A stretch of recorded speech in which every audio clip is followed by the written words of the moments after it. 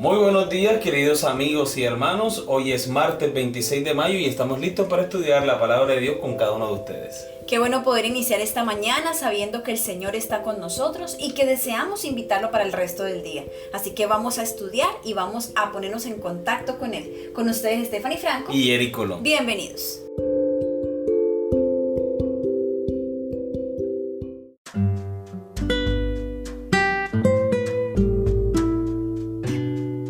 El Génesis versus el paganismo, el título de la lección para el día de hoy. Lejos de valerse de los antiguos mitos de la creación paganos, Génesis parece haber sido escrito de una manera que refuta esos mitos y aleja de ellos a Dios como creador. Lee Génesis capítulo 1, versículo 14 al 19. ¿Cómo se describe lo que aparece el cuarto día y cuáles son sus funciones? Génesis capítulo 1, versículos 14 al 19. Dijo luego Dios: haya lumbreras en la expansión de los cielos para separar el día de la noche, y sirvan de señales para las estaciones, para días y años, y sean por lumbreras en la expansión de los cielos para alumbrar sobre la tierra. Y fue así.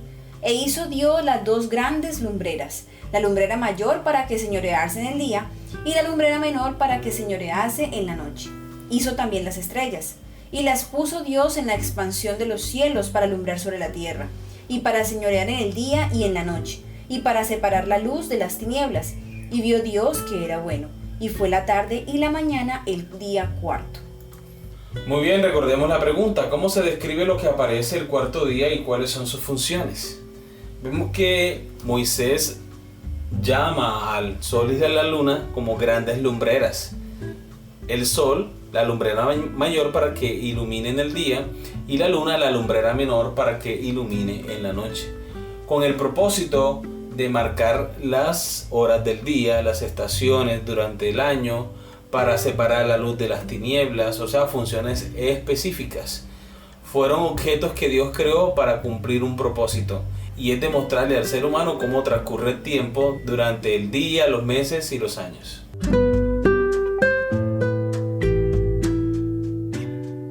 Muy bien, continuamos con la lectura. Seguramente el autor evitó utilizar los términos sol y luna porque en hebreo eran los nombres de los dioses sol y luna del antiguo cercano oriente y de Egipto, o al menos estaban estrechamente relacionados con esos nombres. El uso de los términos lumbrera mayor y lumbrera menor muestra que se crearon para funciones específicas, como señales para las estaciones, para días y años, y para alumbrar sobre la tierra, según se encuentra en Génesis capítulo 1, versículos 14 y 15. Es decir, el texto muestra muy claramente que el sol y la luna no eran dioses, sino objetos creados con funciones naturales específicas, tal como lo entendemos hoy.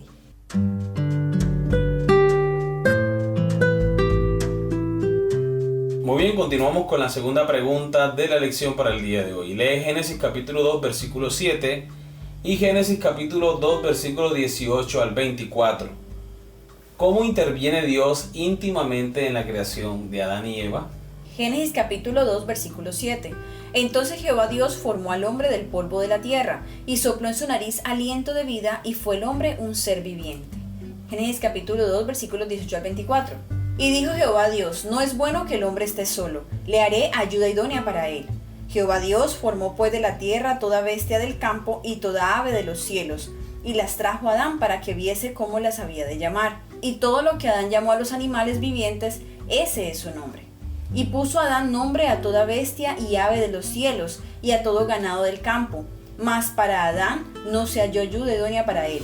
Entonces Jehová Dios hizo caer sueño profundo sobre Adán, y mientras éste dormía, tomó una de sus costillas y cerró la carne en su lugar.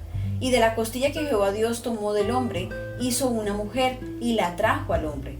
Dijo entonces Adán: esto es ahora hueso de mis huesos y carne de mi carne. Esta será llamada varona, porque del varón fue tomada. Por tanto, dejará el hombre a su padre y a su madre, y se unirá a su mujer, y serán una sola carne. Muy bien, recordemos entonces la pregunta: ¿cómo interviene Dios íntimamente en la creación de Adán y Eva? Vemos que con el hombre el Señor se toma el trabajo de crearlo personalmente, con sus propias manos.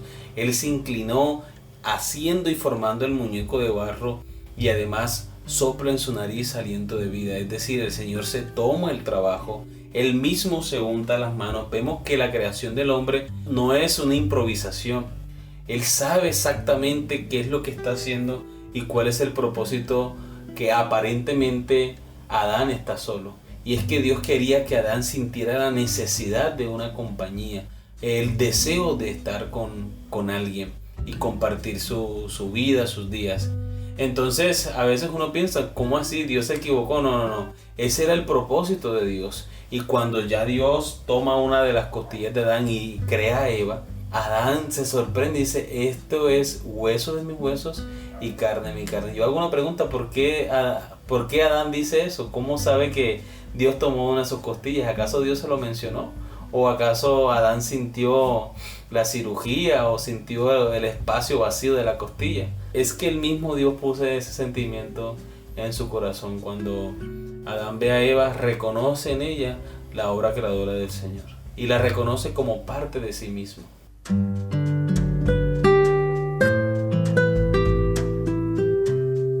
Muy bien, continuamos ahora con la lectura. Los antiguos mitos del cercano oriente representan unánimemente la creación del hombre como una idea de último momento, como resultado de un intento de aliviar a los dioses de su ardua labor. Esta idea mítica contradice la idea bíblica de que el hombre gobierna el mundo como el vicerregente de Dios. No hubo improvisación en la creación de los seres humanos. Al contrario, el texto indica que son el punto culminante del relato de la creación, lo que muestra a las claras cuán diferentes son los relatos paganos del relato bíblico. Por lo tanto, Génesis presenta una corrección contra los mitos del mundo antiguo. Moisés utilizó algunos términos e ideas incompatibles con los conceptos paganos, y lo hizo simplemente expresando la interpretación bíblica de la realidad y del papel y el propósito de Dios en la creación. Muy bien, la pregunta final dice: hace miles de años la historia bíblica de la creación estaba reñida con la cultura imperante. En la actualidad, la historia bíblica de la creación está reñida con la cultura predominante. ¿Por qué no deberíamos sorprendernos? Porque el ser humano siempre está contendiendo con Dios y sabemos que Satanás está detrás de todo esto. Siempre hay algún movimiento, un pensamiento, una persona que se levanta instigado por Satanás, yendo en contra de la voluntad de Dios, yendo en contra de la revelación divina. Y lo más triste es que también vemos eso en nuestras iglesias, no tenemos que ir muy lejos. Hay personas en nuestra iglesia que creen que la tierra es plana, que los argumentos que da la Biblia no son suficientes para creer lo que Dios ha revelado. Y en el mundo no cristiano, pues allí sí abundan muchas personas que creen lo que deciden creer.